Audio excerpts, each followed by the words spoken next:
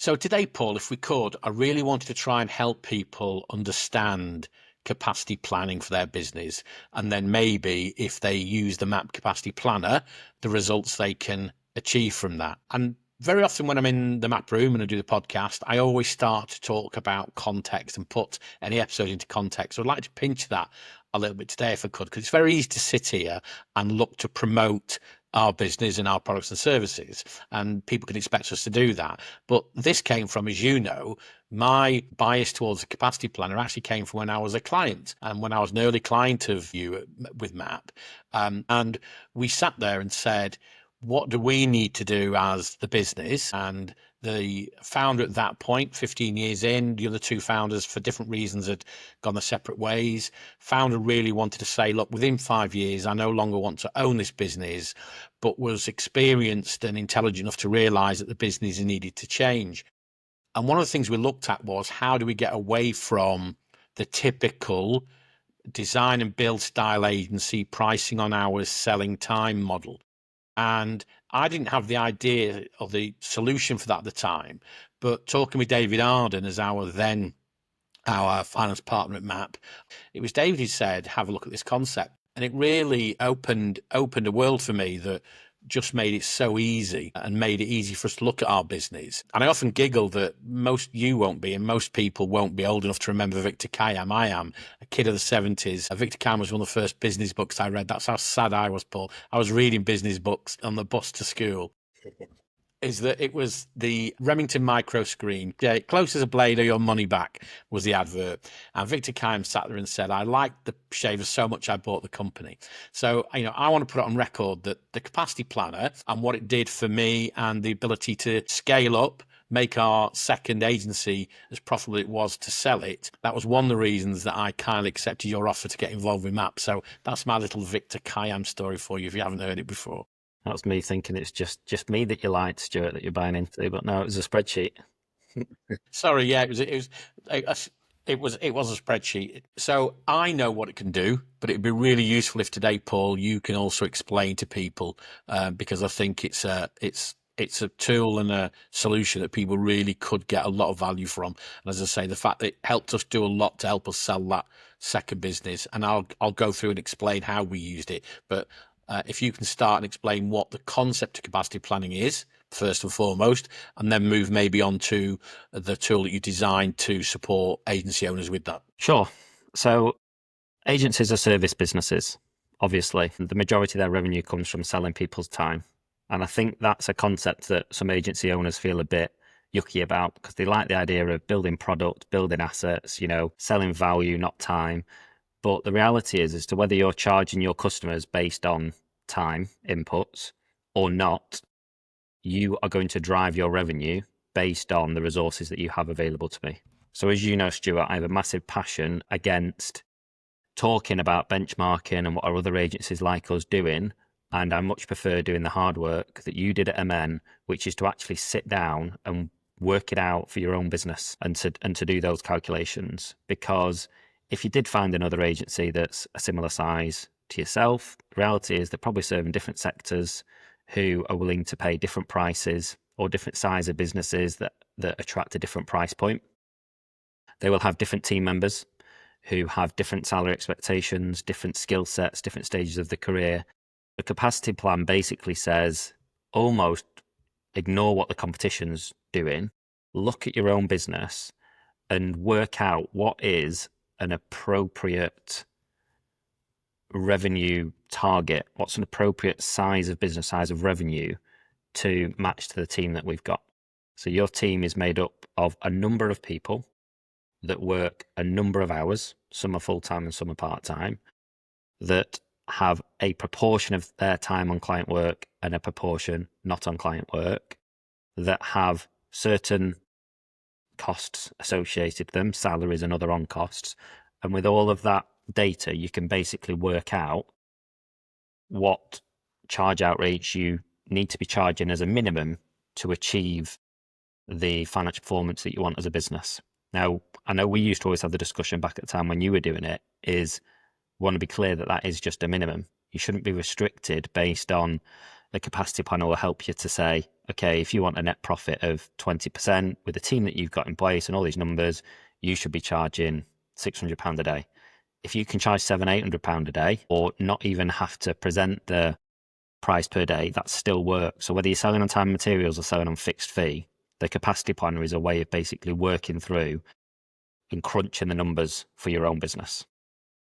I think you've said something there, Paul, that I think is an important sort of takeaway as well, is that the concept and sometimes the word capacity can be misleading, isn't it? It's not that this is about saying this is how you get everybody to work to full capacity. I think the real benefit of using this is understanding what we mean by capacity, and it is that percentage of billable time that you can recover.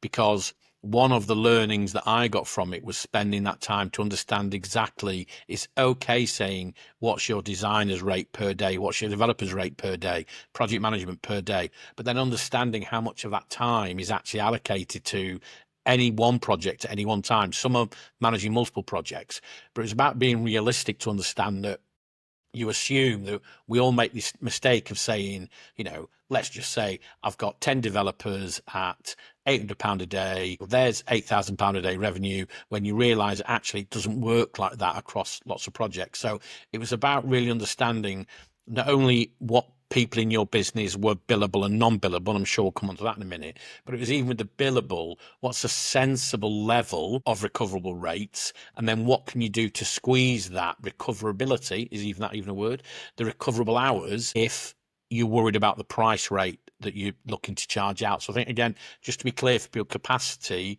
does not mean this is how you plan to get 100% out of everybody. It's how you get the best return from the sensible use of the people you've got. Absolutely, yeah. And when you model it, if you're not hitting those numbers that you've illustrated in your calculation, then it can only be one of a small number of things. Effectively, it's the utilization, which is made up of days available and time on chargeable clients and how much of that is actually recovered, and the charge out rates. So if we're not hitting that revenue, we're either not as utilized as we thought we were based on our model, or we're not charging the rates that we thought we were in our model. I also think the one thing that, again, maybe we're jumping into too much detail at this stage, but the whole point of the contribution to overhead as well. And I've seen a number of people use it where they just look at revenue. And I've worked with some agency owners where we've showed them how we link it to their overheads. You can actually start to say, and I know you said this recently on another one of our conversations, which is, it's okay if suddenly sales are up. It's okay. It looks great if these revenue numbers are up. But what you've not done is brought in line the fact that you've just moved into that swanky office in the town centre or whatever it is, or whatever, or you've come out of COVID and you're now paying your rent again. That actually are the charges, or is your charge out rate still applicable, and is it still appropriate to drive the profitability that you want? Yeah. As I say, key for me is just make sure it's not a limiter. So if you can charge higher than what the model says, absolutely charge higher. It's a way of sense checking. If you're value pricing and you're not charging out based on the number of hours spent, just sense check that the hours that you are putting in correlate back to what you're charging out, and you can make the margin that you need to make by working backwards. I think one thing that I wanted to really get through on this as well is how you can use it to change your model. So we were in a business that was traditional design and build. We were predominantly driven by client pricing. The reason I say that is we were on a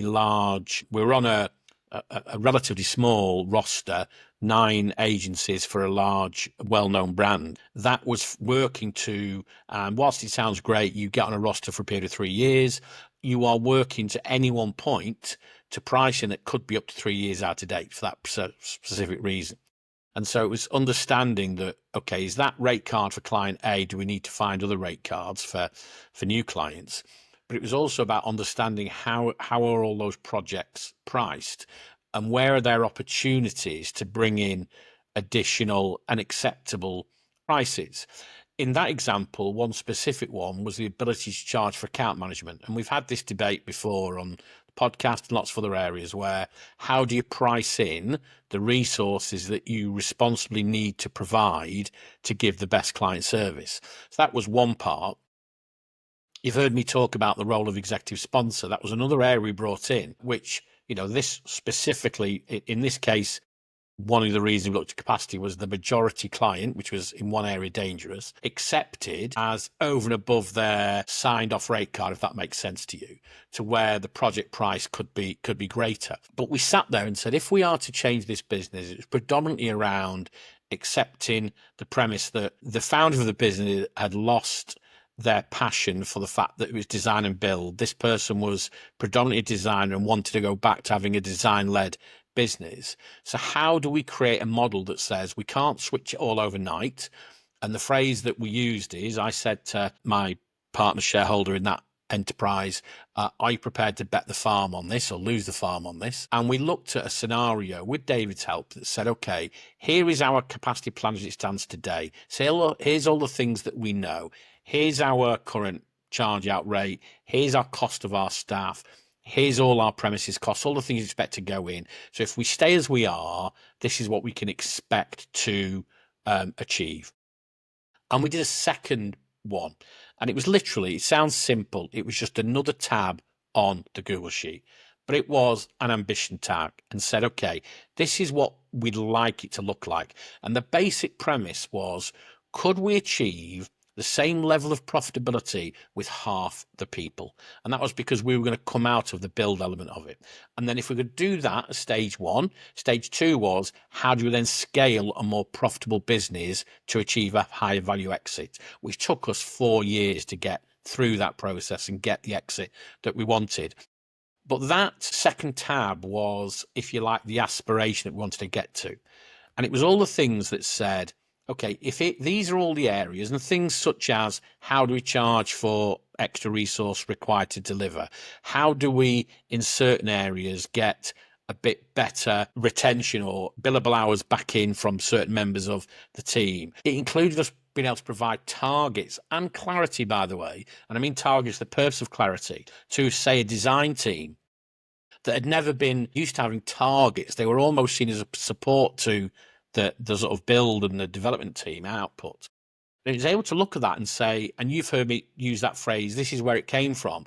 If we can play these different tunes, if we can do that improvement in that area, that improvement in that area, that improvement in that area, how long will it take us? And we actually just carried this second tab as an ambition.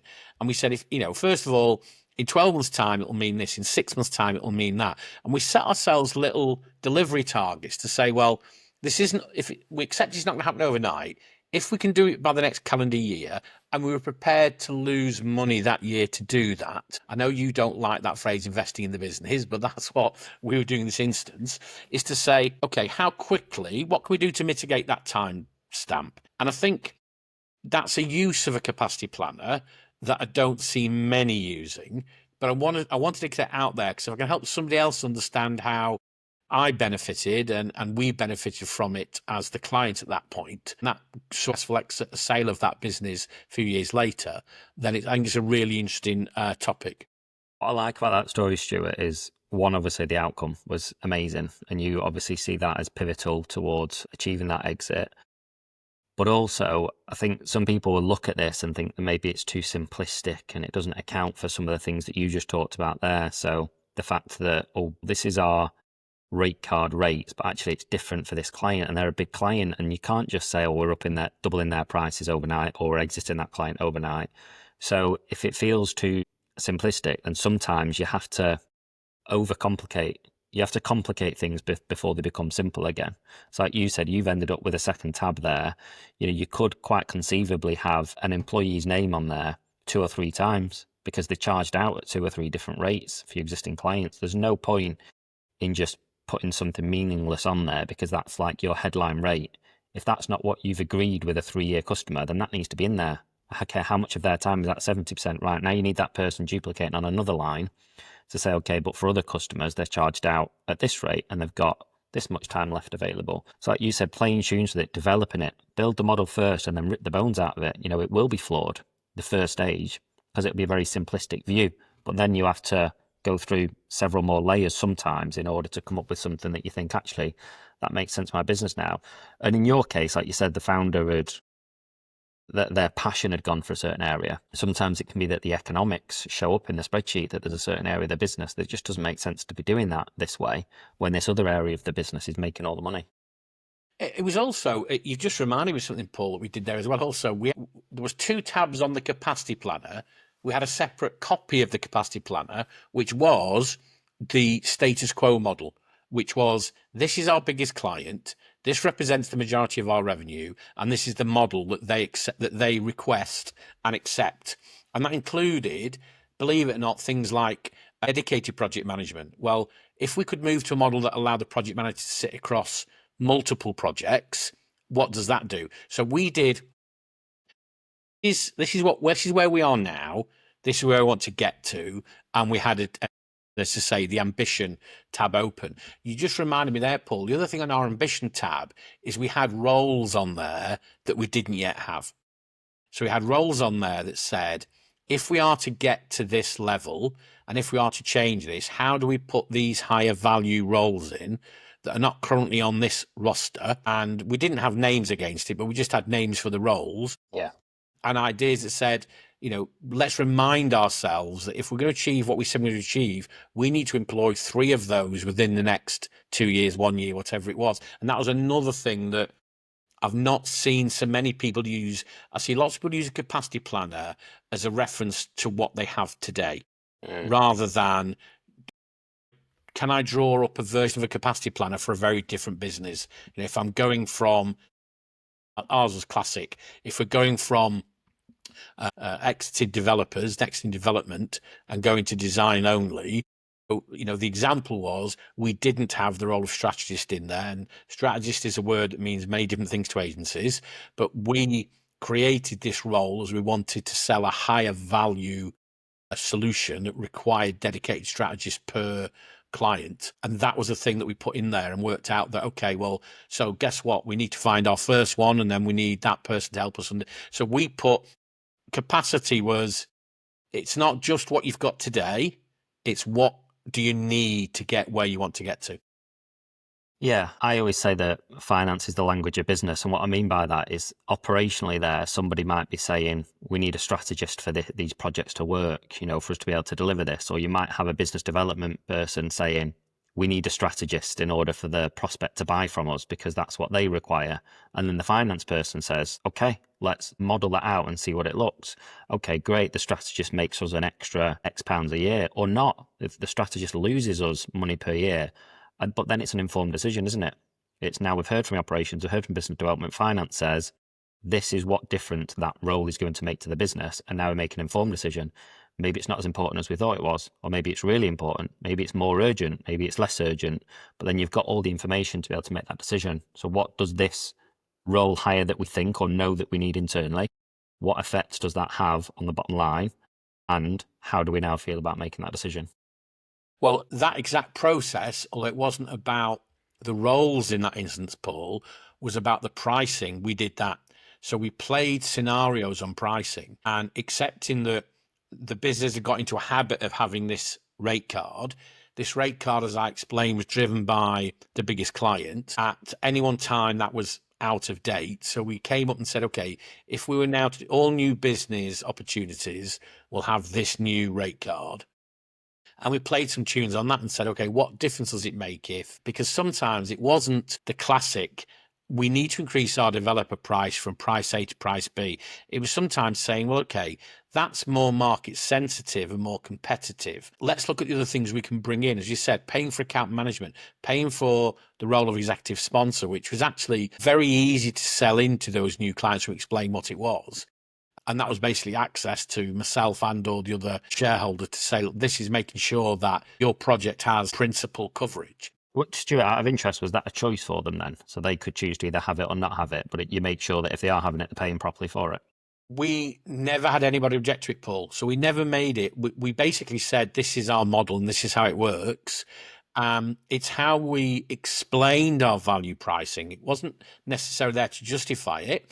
We explained why and this was the bit that I don't think people fully understand, and therefore I often get the feeling they don't believe me when I say this. We made 2 very strong strategic decisions. One was, we will not pitch for any new business. So we will happily price and we will sell our time, but we will not do the traditional pitch, the RFP style response, all the rest of it. And the second one was that every project has executive sponsorship. And at that point, it was sold at a percentage of the project rate. Now, for those people who's been in the sort of IT industry and tech industry as long as I have, that was a standard commercial model when people were selling builds and big solutions back in the day, that a percentage of the build was the support costs, and people might recognize that still today. So that was an easy thing to sell. So the truth is, we didn't make it wasn't a tick in the box, do you want it or you're not. We obviously would have said, as you often say, okay, you can spend less money, but you're not going to get as much service. We're going to take something off the table. But we never had an objection to it when we explained it. And that's partly selling, I accept that, but it was also transparency and openness. So I know from my own use of the capacity planner what it did for me in my business. Maybe, I suppose, one of the questions I'd like to throw back to you, Paul, is how have you seen other MAP clients use it? And are there areas that if they use it slightly differently, you think they could get better impact or greater benefit from? Yes, I think alluded to it before, is that I think some people are a bit skeptical with it because they think it's too simplistic, and doesn't cater for the fact that you have different clients paying different rates and different team members, maybe even doing different roles on different rates for different customers. But as I said before, you can layer that in. So don't give up on it too easy by thinking that it's too simplistic and doesn't work for your business. It's just a template that you can layer on top of it. Obviously we can help you to do that, but fundamentally it's a spreadsheet template that we've built. And as you said before, you can create different scenarios on different tabs. You can add different lines for different permutations. So I think those that use it well make sure that they are real about what's actually happening in the business rather than just dreaming about what it could be real about where they're at now. And then the other thing is we started encouraging our clients to make sure that it's a live document, because your capacity revenue in October could be very different from January, because you might have different team members in and out or more holidays in that month or whatever it might be. So rather than just look at it a year and divide it by 12, you might choose to do some seasonality, look at it on a month by month basis, depending on how your team is changing as well. And then also is align reality. So if you're then tracking time, could you then align what you actually build out, ideally per role, versus what your capacity plan tells you, and almost see it as a variance analysis? Where's the difference per person, if you can be that scientific, and say, okay, what drove that difference? Was it a difference in utilization, or was it a different in rate? And if it was a different in utilization, was that because they weren't available to us as much because they just didn't work as many days? Or was it that they spent a lot of time on non-chargeable work? Or there's a difference between chargeable and recoverable, isn't there? So was it chargeable, but it was written off because it was training or inefficiencies, or we scoped the work wrong? So it can lead to lots of really rich conversations when you start to align like the plan against the actuals.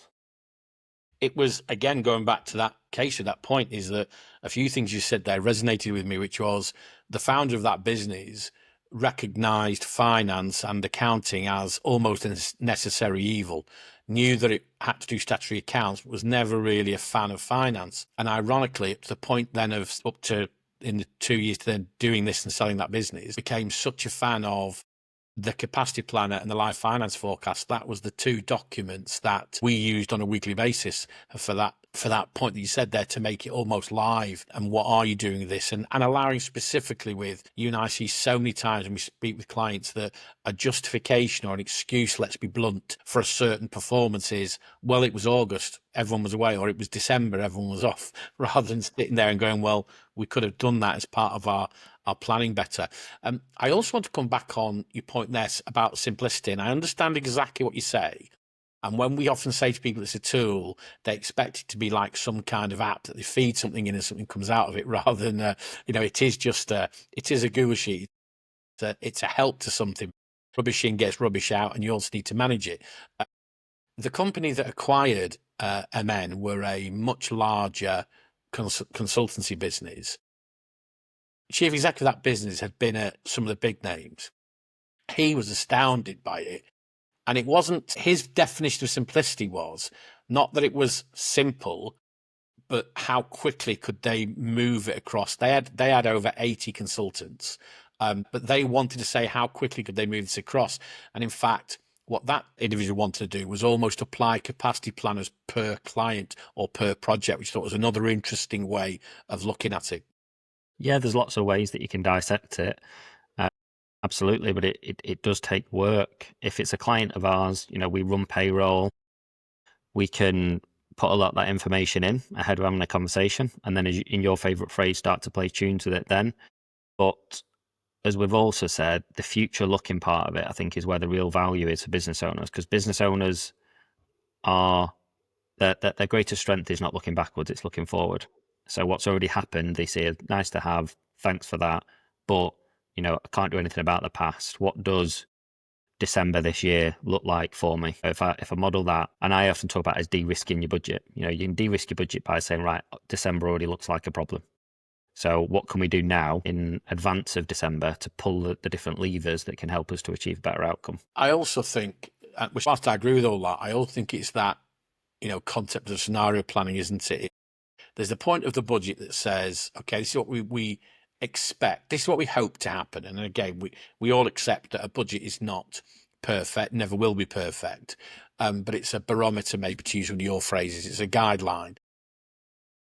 But also the fact that I always love the fact that if the finance forecast showed me that I was going to get a peak or a trough in that, then we always used to come back to the capacity planner and say, for argument's sake, one of the things that we did at the very outset, and it was one of the things that David supported us with, when we said, look, our ambition is to change our business, David was very good at bringing it back to the reality of what have you got, rather than, okay, so you'd love it to be a design business. Well, let's go through the metrics of that. Let's understand, does design make you money? Is it is it a support to something? So and at that point we had 12 full-time developers. Before we reduced that down, and over a period of time it was down to 0, what does that mean? What's the profitability of this? And what would a new project need to look like? And what would the charge elements of those roles, including the addition of new roles, need to look like for you to get where you want to get to? The capacity planner in that instance, and in fact, probably the first time I saw it,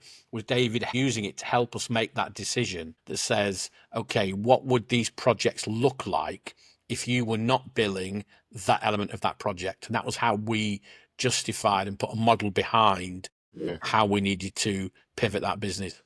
It's making it work on paper before reality, isn't it? Like, these things still then need work. You still need to go and do the work and sell the work and deliver the work and execute. But if you can't make it work on paper first, you've got no chance of making it work in reality. So it's doing that work first to get everybody on the same page and understand what it looks like numerically. And that's why I say about finance being the voice of reason or the language in business.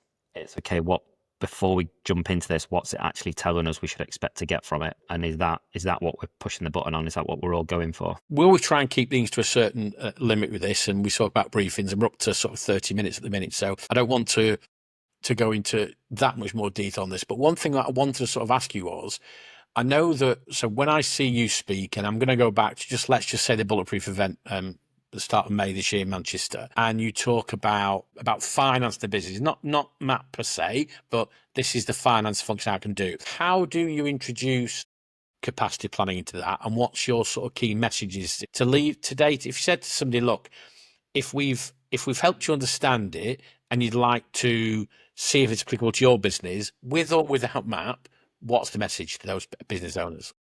If you run a service business, then fundamentally you are selling people's time and skills. So the capacity planner is a way of modeling the appropriate size of revenue for the size of team that you've got. And that is different for every business. So it's too easy to say, the theory tells us, the books tell us we should be earning 100 grand ahead. And that is quite frankly rubbish. Because if you've got a younger team, you don't need 100 grand ahead. And if you've got a load of senior heavyweights, you probably need more than 100 grand ahead. But in this day and age, some are offshore, some are mobile, some are part-time. Agencies are multidisciplined. There's so many complexities to it. It's too easy to sit in a coffee shop and do fag packet calculations. This is getting to the real nuts and bolts of how an agency makes money. And it's different from a product business or a SaaS business where, that's about number of customers at a certain price. This is what have I got available? And so it's reducing the chance of scope creep, reducing the chance of the wrong proposals being put forward, the wrong hires being made. It's helping you to make more informed decisions on your business. So that you've said it before, I'm not convinced that capacity planner is the best terminology for it. Maybe we need to work on that. But fundamentally, it's there as a model to help you to plan in advance. And so we're massive fans of the annual budget process, putting a 12-month P&L together in advance. If you run a service business, or to that budget is the capacity plan, because that's what aligns the two biggest numbers in your business, your revenue and your employment costs. The capacity planning to us, Paul, when we did this process was I'd almost say it was the bridge. It was the visualization that allowed us as a small senior management team. There was two shareholders and there was another key member of the basically project management team that were involved in the management of that business. And that allowed us though to say, okay, look, we can do this budget, but this budget, the business that started in month 1 of that budget, the business that we required in month 12 was going to have to look very different. And it's also at that point, again, reference back to respect to David. David forced us to look at a 3-year budget for that purpose, to say, okay, we can do this, but at what point through this process do we know we're going to be where you want to get to? Because if you have to reinvent every 12 months, it's that much harder. But what the capacity planner allowed us to do was take it down into more manageable bite-sized chunks and maybe, to revert on your phrase, be less scientific. And rather than maybe look at, it's great to get the variance analysis sheets in, but some people need a little bit more help and support going, but what does that mean for you in reality? So how many months have you got left to hire that strategist, to use our own obstacle? How more months have you got left to introduce that new pricing model? How many more new clients do you need to attract at the new rate card this year before you're going to be behind in the plan? That's what we did. So we really use it as a bridge between the budget, our ambition, our budget, and the reality of where we were, which was huge. Well, obviously, Paul, I know I'm a big fan, but I'm biased. But I'm biased for that reason, because it was a massive help for us and a massive assistance in helping us create a more profitable business that led to the goal that we both wanted out of it and everyone else. So hopefully that's of use to others. I'm assuming, as per normal, we will have access to some content. We will support this with some links to